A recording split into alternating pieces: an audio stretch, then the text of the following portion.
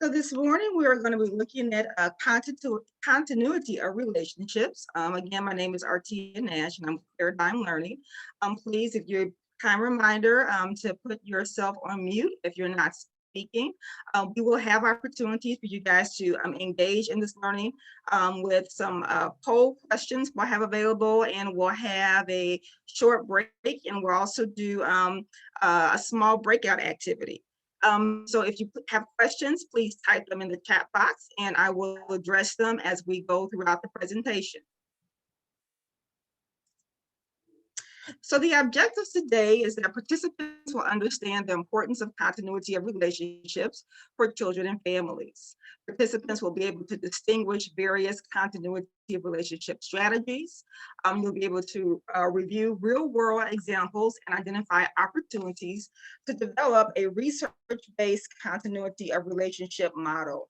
Participants will also identify your continuity of relationship planning team at a program level. So that'll be at the very end once we get a little bit more information and have some discussions and dialogues around continuity of relationship models and what it means to push through with a plan. So first, let's just for shared language and shared definition and understanding. What is it? So some of you may recall way back when we used to use this terminology continuity of care. That has since changed to continuity of relationships. If you think about continuity of care versus continuity of relationships, it really brings a different dimension to where we're trying to go when we talk about continuity of relationships. So this is directly from our Head Start services. What is continuity of relationships? It's services that are provided to children in a manner that promotes primary caregiving and minimizes the number of transitions in teachers and teacher assistants that children can experience over the course of a day, a week, a program year, and to extent possible during the course of their participation from birth to age 3 in early Head Start and a Head Start.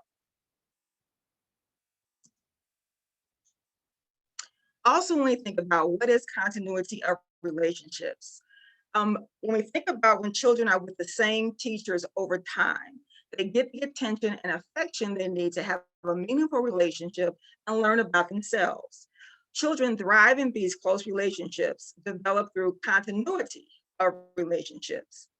Primary caregiving, as most of you know, when one primary teacher cares for a child or a small group, that's a big part of continuity of care or continuity of relationships. It helps children develop close relationships with their teachers, peers, and families. So when you think about continuity of relationships, is it a requirement or is it a goal? Well, it's a little bit of both. It definitely is a requirement as DFSS kind of moves us towards continuity of relationships as around best practices. However, it's also a goal that some of you may already be at that place and some of you may be beginning to get to that place. And today we're just going to do a big overview of kind of what that means and what it could potentially look like. So I want you to take a minute, look at this picture, and think about, I want you to complete this sentence for me. When children are with the same teacher, what happens? So if just think about when children are with the same teacher over time, what are some of the things that can happen? Think about that, and if you could just type in your chat box, and I'll just kind of read for that. Read your responses.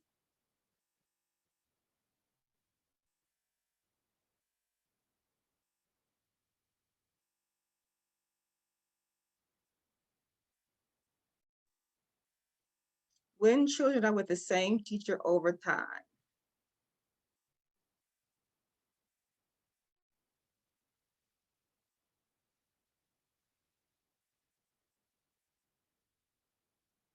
Okay, let me see what's coming up here.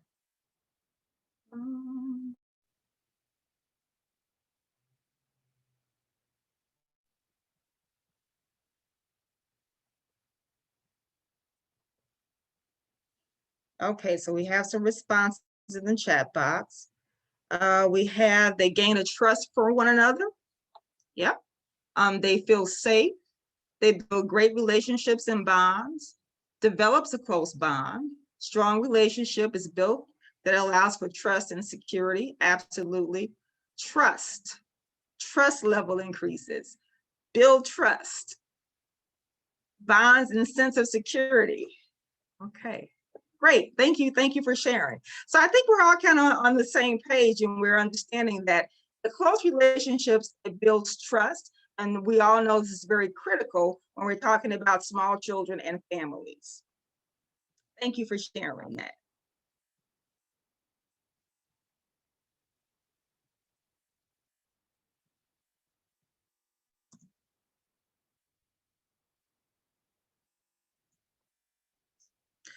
So continuity relationships, as some of you already called out, can help children, help them build routines which are steady. This allows them to predict daily experiences, and young children have more time to learn that people remain in their lives in caring and meaningful ways. So going back to that trust, building that trust in those relationships. Also, this can offer stability for young children whose families experiences challenges such as unstable housing, multiple moves, employment issues, or other concerns. So why continuity of relationships? Well, we know that experts have shown that the first 5 years, and particularly the first 3 years, have the greatest potential for setting a strong foundation for lifelong learning and health. Advances in neuroscience indicates that the earliest years are the most critical for brain development. Brain development is cumulative, and future growth and development stems from the child's earliest experience. This is things that we already know, right? Partly, maybe this is the reason why some of us are in the field that we're in. We want to be a part of those positive experience for young children to set the foundation and set the stage so they can be lifelong learners.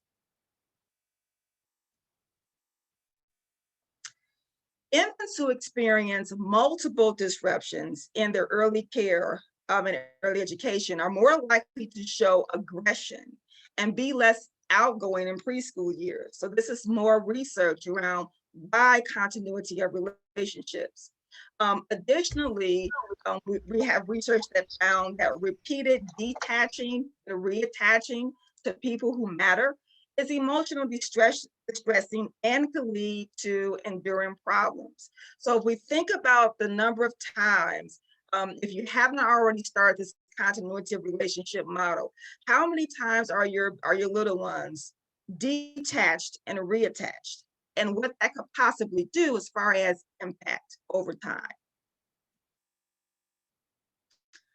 Also thinking about why continuity of relationships. Well, unnecessary disruptions in services can stunt or delay social, emotional, and cognitive development. This is research-based and also what we know around brain development. So it's really crucial when we think about continuity of relationships and not just as it being that requirement we talked about earlier, but what's good for children. Why continuity? While safe and stable environments allow young children the opportunity to develop relationships and trust, which some of you guys mentioned earlier in my first activity request, it's necessary to comfortably explore and learn from their surroundings. So you have to have this environment of trust in order for you to comfortably explore as a young child. And this is particularly significant for vulnerable children and families. Okay, I'm going to take a moment to briefly show you this video, and it's from New York, and they're doing this really fantastic campaign to ensure one provider over time for every child that comes through their system. So we're going to take a little moment. We're going to review the video, and I want you just to think about, I just want you to reflect upon what this video means to you, your program, and your children and families. So if you bear with me so I can get this started.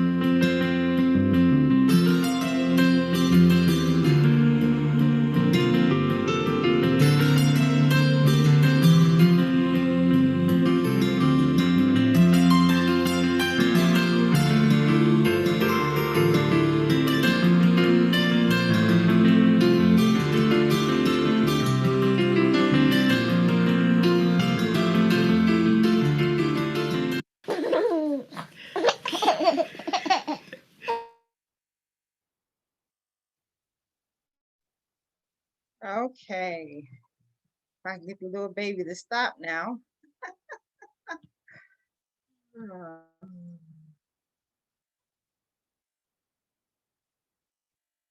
Okay. So that was the video. And again, this is from New York City. They're doing this huge campaign, one provider from enrollment to the end. So that's not our charge today, but I just wanted to show the video and just, if you want to come off mute, please do. Reflections, thoughts about the video, how it impacted you, if it impacted you, how it could potentially impact families. Please feel free to come off mute and I would love to hear your voices.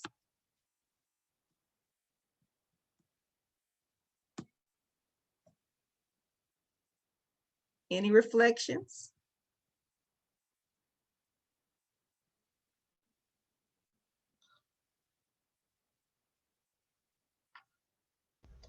I could share something. All right, thank you. Good morning. Um, Good morning. So I'm Claudia. So something that just after finishing watching that video is just kind of like, well, it kind of makes sense, right? It just makes sense that, we have kids coming from, they're beginning of life to only maybe whether it's 6 months, 18 months, 24 months, to still continue that, obviously the nurturing environment so they could still feel safe. It's not just about, okay, you're here to learn your ABCs and we're going to do all this, academic stuff. It's also, just love is a part of life. So it Absolutely. like kind of just makes sense. That was my little Absolutely. reflection of it. Well, thank you, Claudia. Absolutely. And it does kind of just make sense when you think about it, right? Absolutely. Any other thoughts?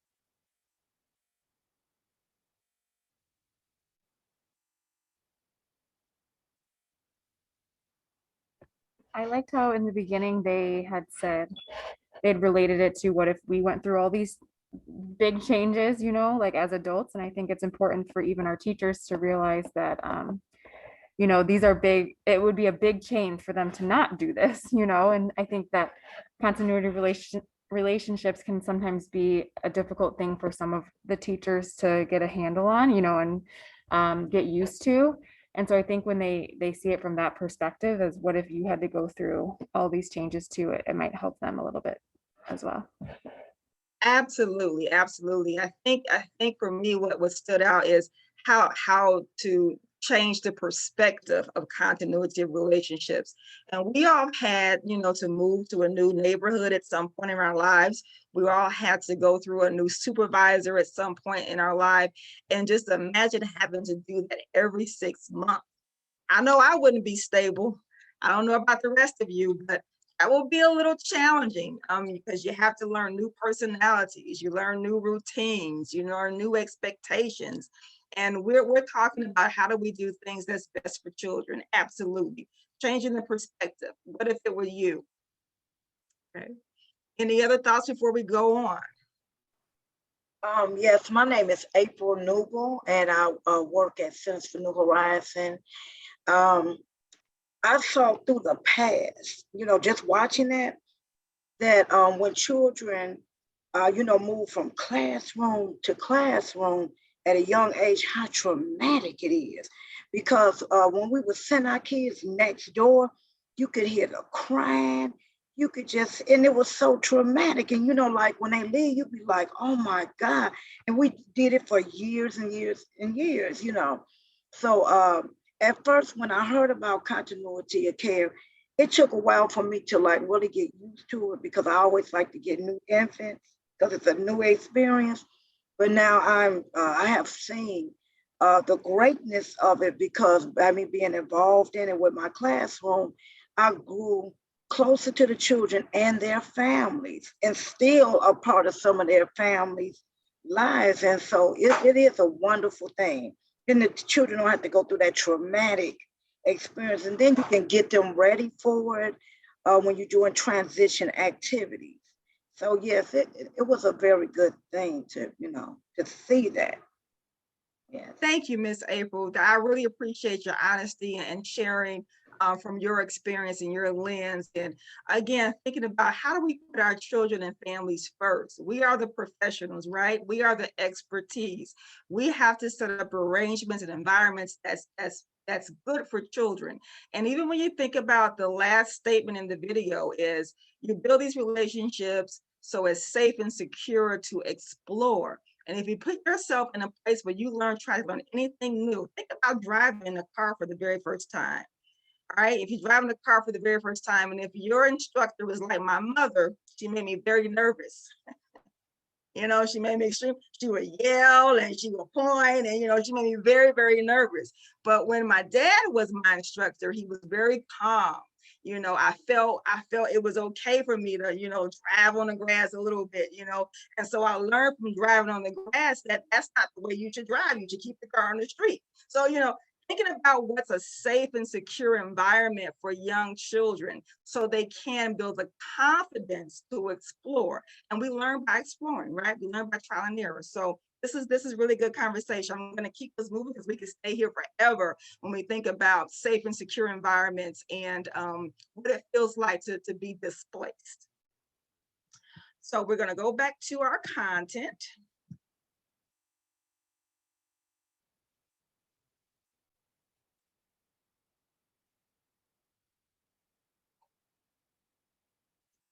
Okay.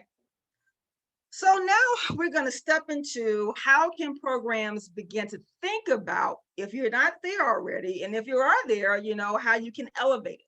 How can programs begin to think about implementing continuity of relationships? And Miss April, I'm like you. I heard you say continuity of care, and I have to retrain myself. Replace care relationships, because of course we're caring for the children, but it's more than just caring, right? It's how do we build those relationships? So I have to constantly remind myself to retrain how I think about continuity of relationships, which is much bigger than care. So programs, if you're thinking about it, if you're in this already in the space, you want to think about a system that's based upon your current space, materials that you have access to, resources, your staff expertise, parent and community input. Now we're going to talk through 3 different scenarios. We're going to start with primary caregiving. That's like the starting place if we're not already there when we're thinking about continuity of relationships.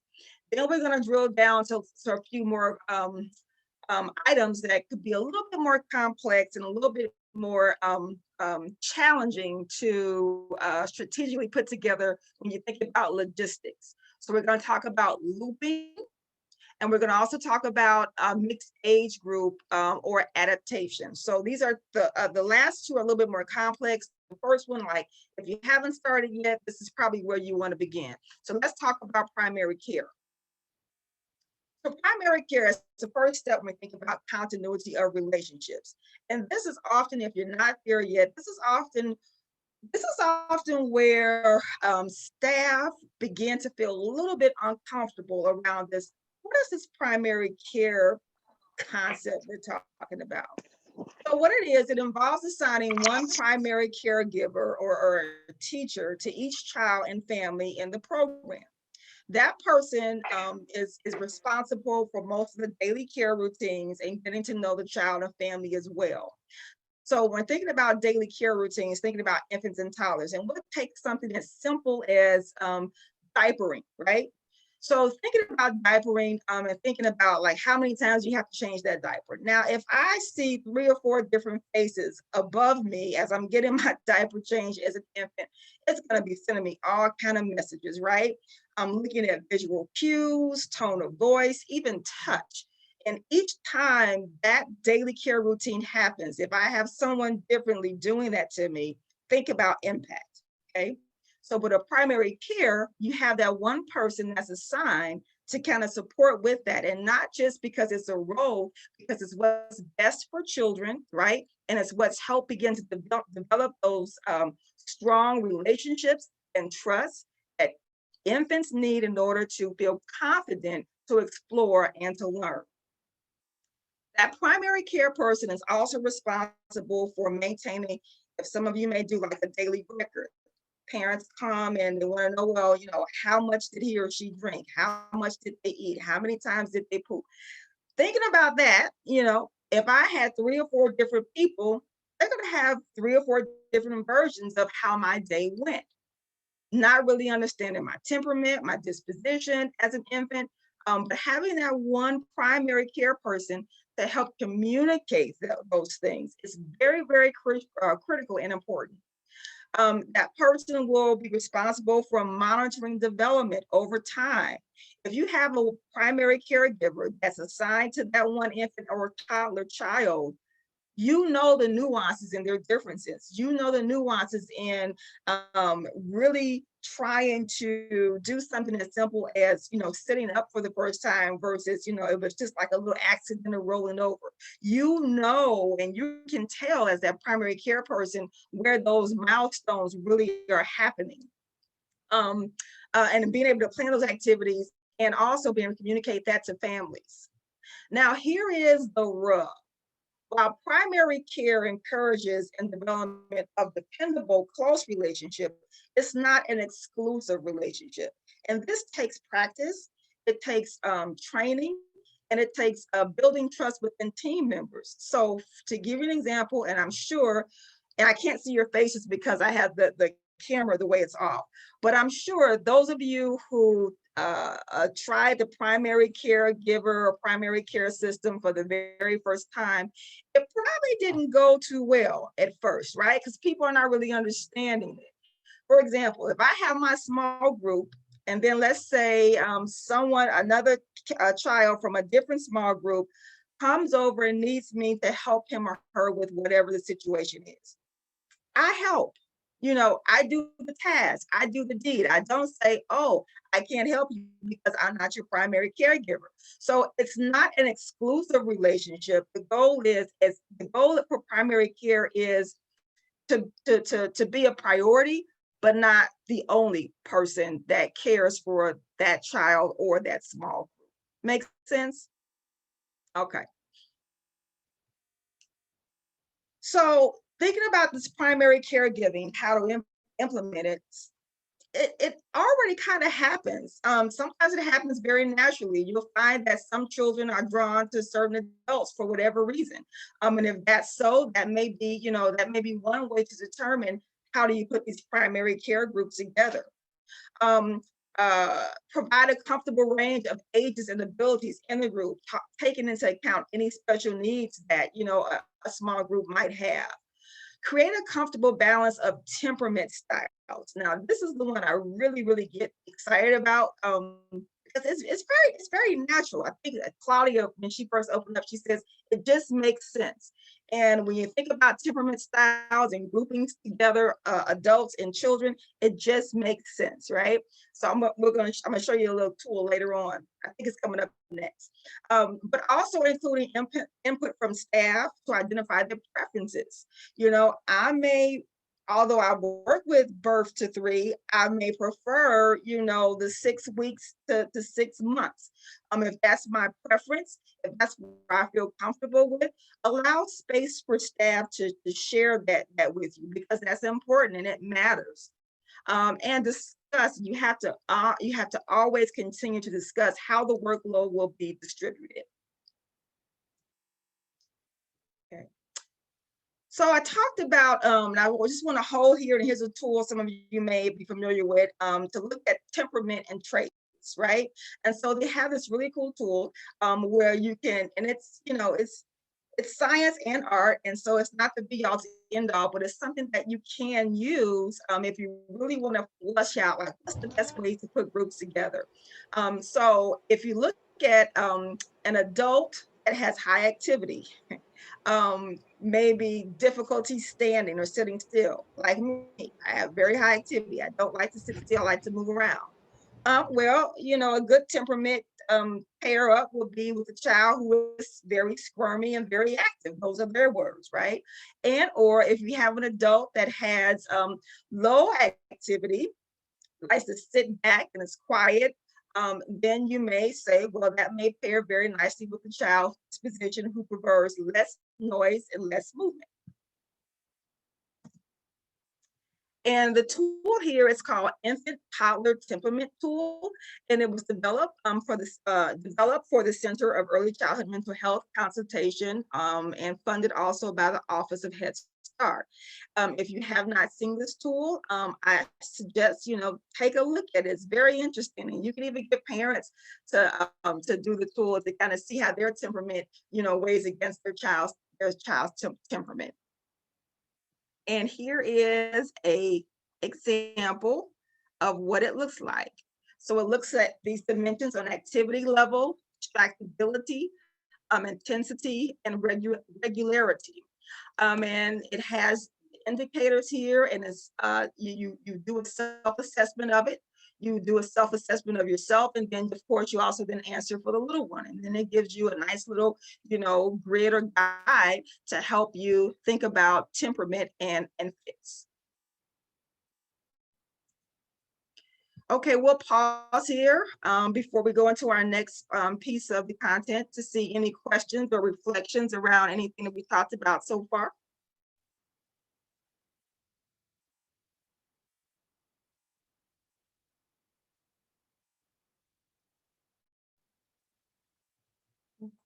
All right, I'm going to ask you guys a question. Just by a show of hands, how many of you are currently using primary caregivers in your program? How many of you, just by a show of hands? I'm seeing a hand here, and you can use your real hand or you can use your fake hand on your little app down there. Okay, I see Jessica, April, Lillian. Okay, thank you. Thank you, thank you, thank you. Okay, very well. Okay, all right. Well, no questions, we'll go on.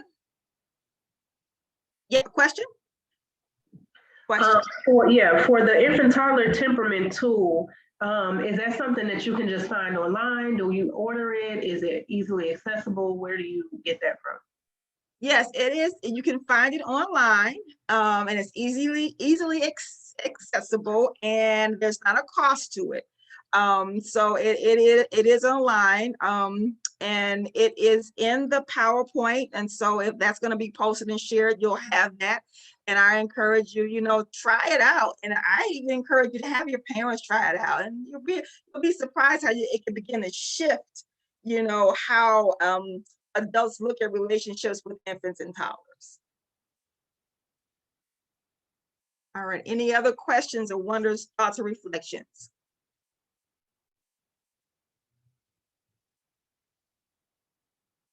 Okay, we'll keep this moving right along.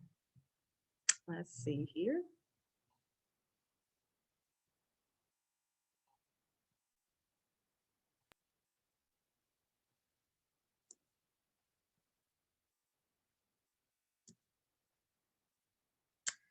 Okay, so we talked about primary care giving, and that is like the starter, the base. If you haven't gotten there, that's the one place you want to think about, like, what does that look like for us? If you're already there, now we're going to talk a little bit about looping strategy. So looping is also known as continuous learning, continuity of care, continuous progress, or persistent groups. It's the practice of keeping the same caregiver or teacher with a group of children for 2 to 3 years. Looping is especially important for young children whose social, emotional foundation is built through attachments, as we already know that, right? Looping is also consistent with Macy's philosophy, specifically that children's healthy brain development is improved by attachment and a sense of belonging, and fostering positive relationships with children is the goal. So looping is, again, the same teacher with the same group of kiddos for the first 2 to 3 years. Looping involves moving children and teachers into a new room. So as children grow older, the group, they move together in a more age-appropriate space. In this arrangement, teachers will work with different age groups over the years. So say, for example, I come in with the group of infants, right? Those infants will stay with me until they transition out, until they turn age 3. What you have to think about, do I prefer to work with toddlers or do I prefer to work with infants? If I would rather work with infants, if you move me into a looping option, I may not be successful. The other thing you have to think about with your staff is if you're going to do looping and you're moving through ages, infants, 6 weeks, 6 months, 18 months, 24 months, 36 months. If you're moving me through all these stages, I have to have the know-how, right? Experience, credentials, and the interest to work with those different groups as they go along. So these groups, they'll move from one age-appropriate environment to another. Why is this important? Because if I have an infant class, if I'm in an infant classroom, okay, an infant classroom, then I have materials, equipment, and supplies that support infant development. Well, if I have a 24-month-old, I need to make sure that my environment reflects that particular age range or age. Once the children move on, once they transition out of the 3-year-old program, then a new cohort or infants will start. And then I'll start the process all over again, looping, okay? Moving children and teachers into a new room. I stay with the same group. I need to have the credentials. I need to have the interest, right? I need to have the know-how, and I have to have the space to move into as my kiddos move through their development stages. So why looping? Again, we can ask the same question when we talk about why looping, when we talk about why continuity of relationships. We have all had little traumas in our childhoods, but a strong remedy is just one key relationship, just one person who's available to a child over time, who sees the child as valuable and who communicates those feelings that can make a difference. Okay, that makes a difference in how later stress or trauma will affect the child's future. So looping, thinking about continuity relationship, trauma in children's life, what can make a difference is that one key, strong, positive relationship. These key relationships are often found with teachers, the adults with whom children spend most of their time outside of home. Perhaps even if infants and toddlers did not have a positive attachment period, there is hope if there were a long-term relationship with a teacher in a child care center or school that practices looping. Now, we know that especially being, if you're a new parent, new mom, new dad, like how do I do this? And this attachment thing is not really working for me. Nobody's fault, it's just not working for the parents and the child. Well, the child can still get that same positive attachment period through schools and centers if we're practicing things like continuity of relationships, if we're practicing things like looping, one caregiver stays with the child from infant until they transition out. Again, why looping? Within the context of safe, familiar environments with a steady caregiver, attachments can lead to things that we know about what's good for children, self-regulation. How many times do we hear about children struggling with self-regulation? A lot. How many times do we hear about continuity of relationships or something like primary caregiving and or looping and a child not being able to self-regulate? Probably not as often. So we want to have these environments so they can maintain physical, cognitive, and emotional health. Also, while looping, self-regulations begin with the physiological regulation of the infant by an adult, right? And because the process is built into the baby's brain, it shapes behavior and health for a lifetime. Attunement and secure attachments are among the most critical skills to protect within our families. Why looping? Self-regulation. Why continuity of relationships? Helps decrease trauma, stress for the future. So these are very, very important reasons as to why continuity relationships and why looping. Now, I didn't want you to walk away with, and I can't seem to, I'm gonna try. The top of my screen is a little bit in the way. I didn't want you to walk away with, this is gonna be great. I'm gonna start looping tomorrow and it's gonna go perfectly fine. Well, we have a pros for looping and a con for looping, right? There's always a give and take. And so the first one, we know that it develops strong relationships, social, emotional, learning, all the great stuff, right? However, what if you work in a program that has a high staff turnover? How can you guarantee looping? Another thing to think about, we know the good thing, relationships, open communication.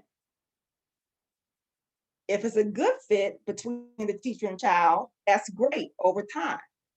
But if it's a negative relationship and negative, just not a good match, do you still keep that teacher with that child, even though you know it's not a good fit? Something to think about if you're going to think about looping. We know that looping can diminish behavior problems in the future. However, the child's ability to transition and adapt to a new teacher school after spending so long with the familiar teacher. So I've been with this adult for 3 years. Now it's time for me to go and readjust to a brand new environment and a new teacher. How will I support the family through that big transition? Another thing to think about as a potential challenge with looping is the teacher's ability to adapt to a new age group. And I talked about that early on. If I am a teacher whose preference, qualifications, experience says I am an outstanding infant teacher only, but you place me in this looping piece, well, I have to now grow into a 2-year-old, 24. I'm not going to say the TT, I'm just going to say 2-year-old, 24-month-old. It may not be a good fit for me. So these are things you have to consider when you think about looping. I'm just going to pause right here to see if there's any questions before we go on to the next item. Questions, thoughts, or wonders around looping.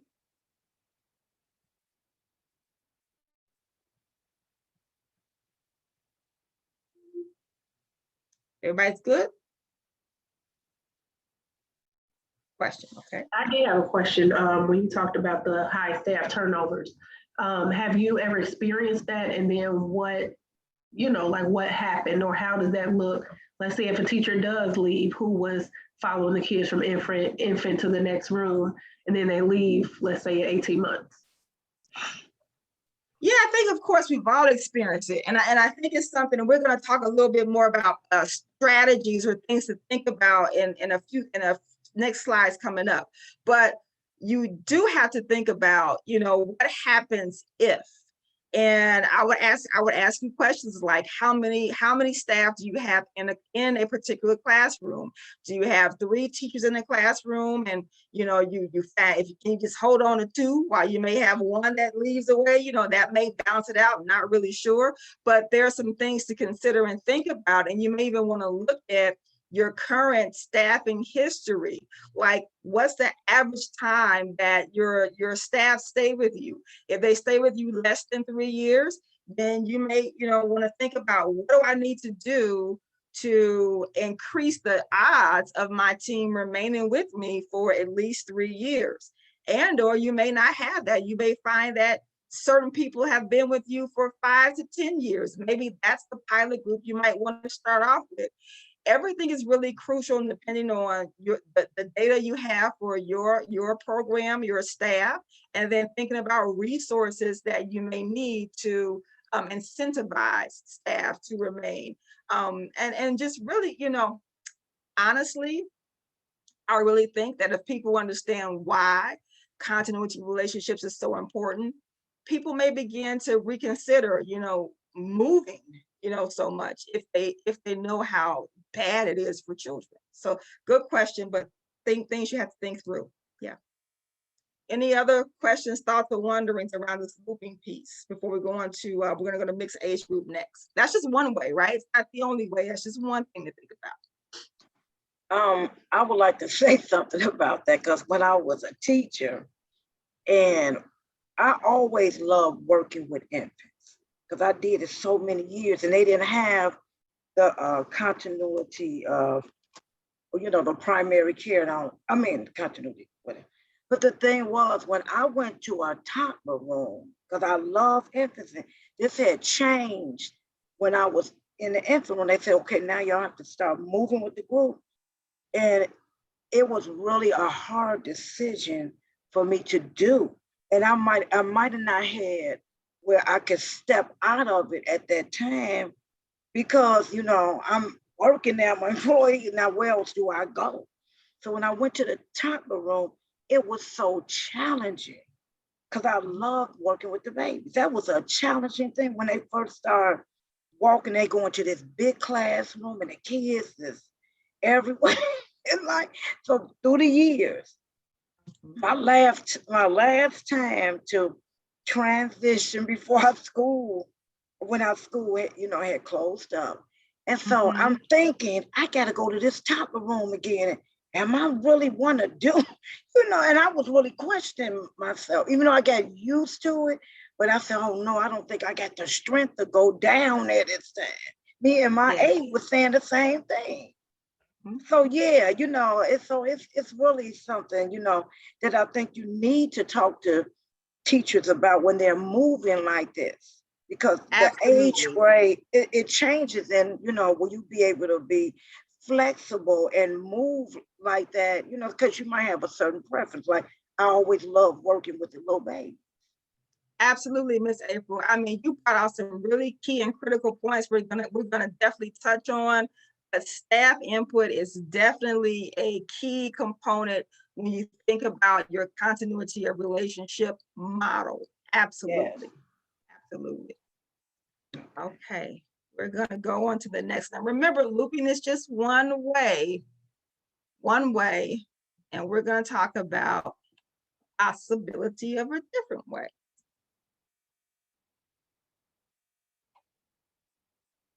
But before we do that, we're going to do a poll real quick. So we're going to poll that's going to come up with some true or false answers. And, this is just to settle us in our learning, to check in for understanding. So I'm going to stop sharing so my poll can pop up. All right. Ready for the poll? There we go.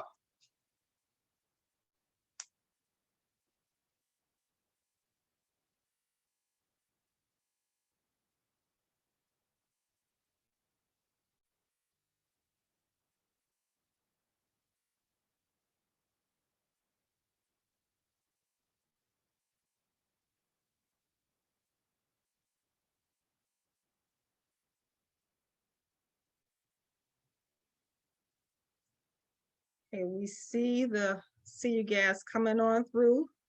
Thank you for your participation this morning and your great thoughts and feedback. And we're just going to do a check for understanding right now, and it's much appreciated.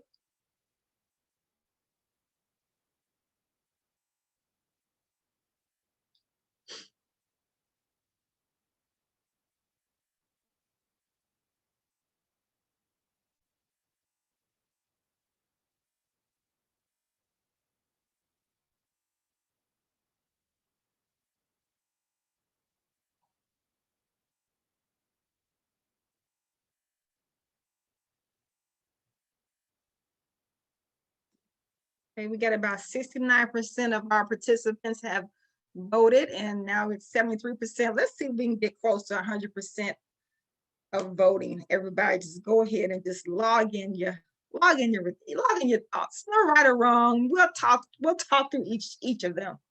We'll talk through each of them.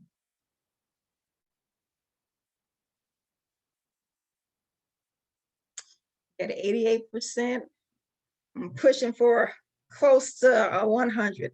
Maybe I'll push for 90% for the sake of time. A few more seconds. Yeah, okay, we're at 88%. All right, let's go ahead and look at the very first one. Poll won't let me submit answers. We have someone, poll won't allow them to submit answers. Oh, I think because we just closed it. I'm sorry. Okay. All right, let's look at the very first one. Looping involves moving children and teachers into a new room. If you answer true, that is correct. Looping does involve moving your teachers and children to new rooms. Why? Look at question number 2. Looping requires a change in classroom equipment, materials, and supplies. Of course it does. If you move into a new room, it means you're going to have new equipment, new materials, and new supplies to address the children's age that you're now working with. Classroom staff and looping models should be qualified and comfortable teaching infants through age 3. 96% of you said true. That is correct. If you're going to do a looping model, thinking about April's conversation before we went into this poll, How comfortable is that staff person moving from an infant room to a toddler room to a 3-year-old? That staff has to be qualified and comfortable in order for it to be a success. Now, number 4, this was a little bit tricky, right? So primary care provider can only work support children within their groups. That is false. And 78% of you answered false. That is correct. That's the goal, to have this priority relationship, but it's not exclusive, right? And the last question, number 5, continuity of relationship promotes primary caregiving. 100% of you said true, and that is correct. I guess I should have did that. Okay. All right, there we go. Thank you for pulling up the poll, and thank you for your participation. And let's see what we have next. It is 10:56. I believe that we might have a short break. I'm just going to check in with you guys, okay?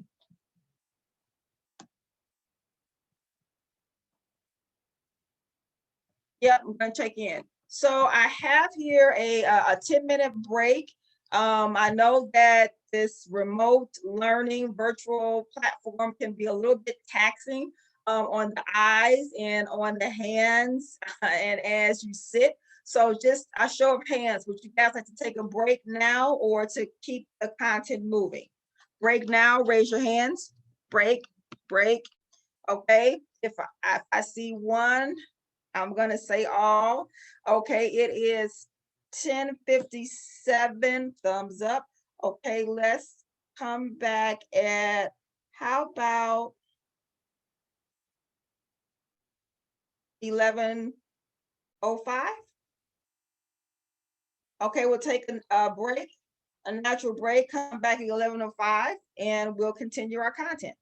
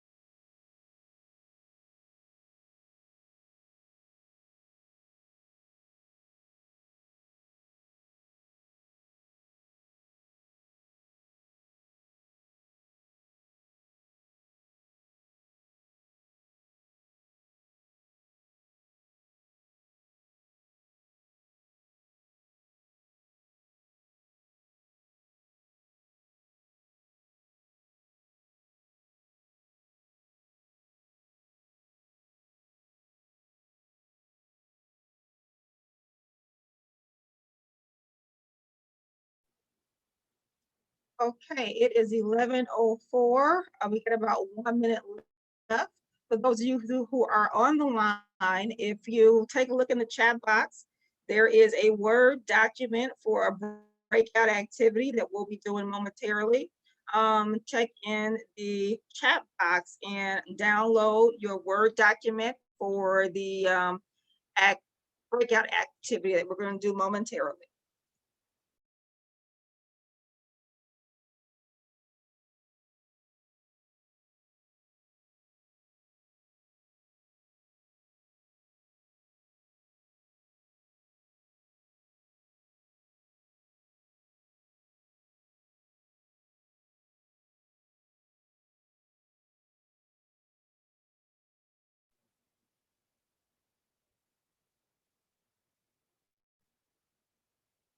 Okay, it's 11:05. I hope you guys are all back with me. If you didn't hear my message, if you check the chat box, there is a document, continuity of care breakout, and we're going to be looking at that momentarily. So if you can please download the Word document, that will help us on time. If you do not see it, please let me know, and we'll make sure you get it. Check the chat box, continuity of care breakout. It is a Word document.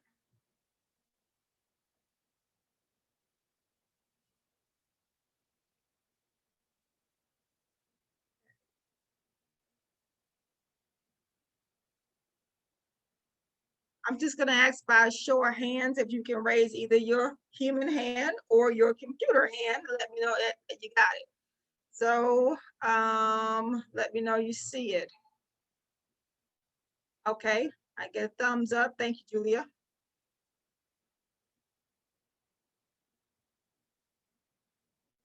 Let me know you see it. Thumbs up. Thank you, Miss Wallace. Thank you very much. Don't see it. Antoinette, don't see it. Okay. April sees it. Thank you. Let's try it again, Miss April. Claudia, get thumbs up, thumbs up. Okay, thumbs up.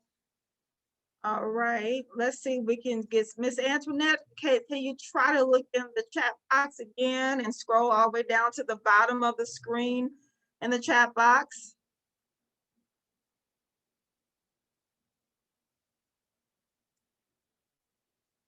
Nothing. Okay, how about click Alt plus H. Thanks, Ken. Click Alt plus H.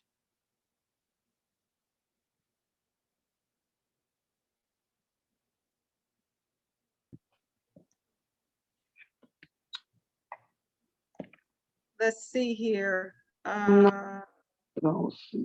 Everyone publicly and directly. Okay. It just says the chat and your name, the facilitator. I'm using an iPhone. Oh, using an iPhone? Oh, I'm not. It still should populate on the iPhone. I'm not sure. Yeah, like my chat box, it has nothing but me telling you I don't see it, nothing, and then what device are you using? I'm scrolling up and down, but nothing. Okay, let's see. Damaris, can you help out Miss Antoinette while we go on? Can you type your chat box in the, can you, Antoinette, can you type in your email address and we'll try to email it to you? Yes, ma'am. All right, thank you. If you go ahead and type it, one of my teammates will get that to you. Okay, I'm sorry about that.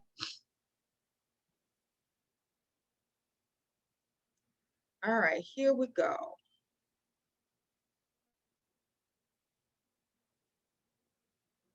All right, so we talked a little bit about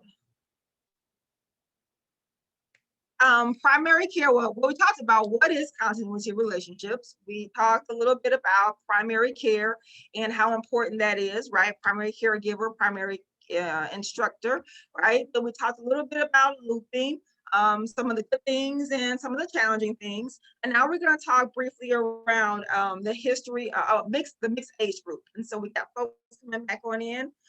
Great, great, great.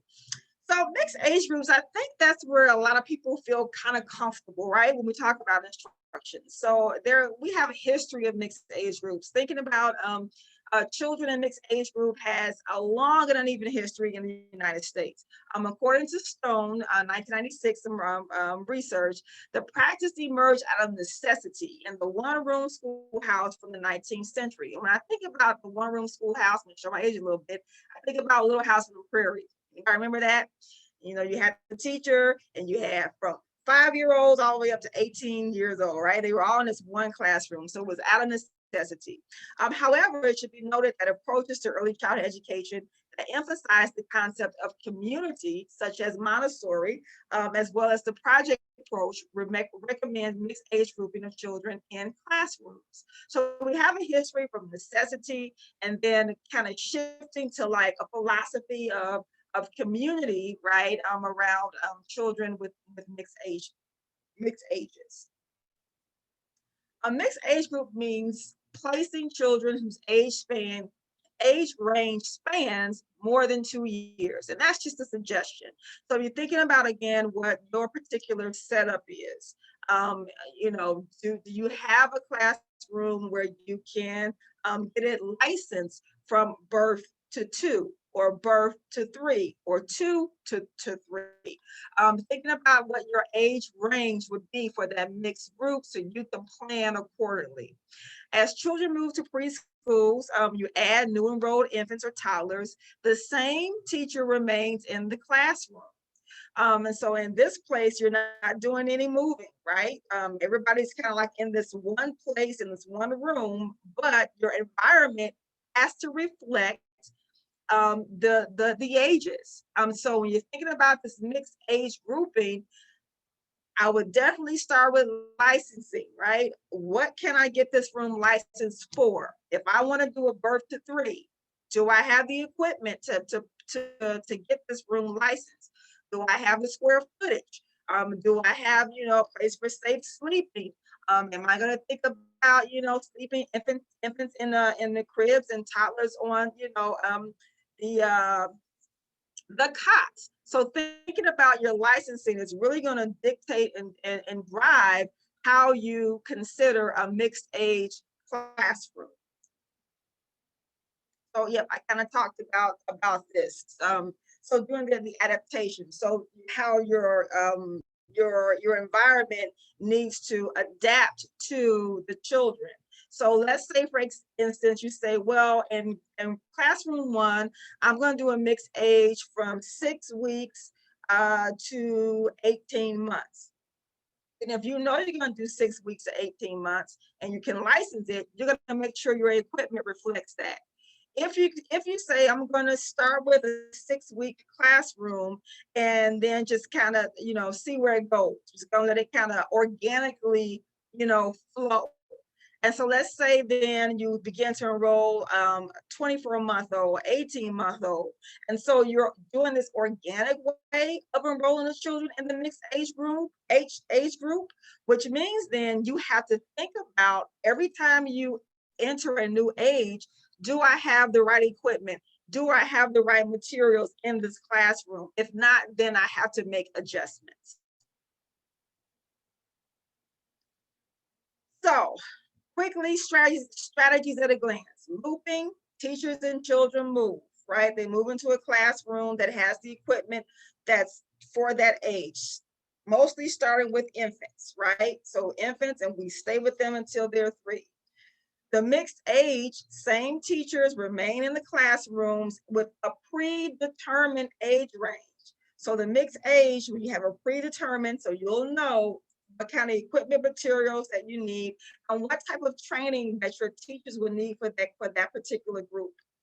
If you do an adaptation of the mixed age, this is where that organic age group will come, which means that you can't plan in advance because you don't know what age group of children you're going to get. So which means that you have to constantly reevaluate and readapt your environment if you don't have a predetermined age set for that classroom. Okay, all right.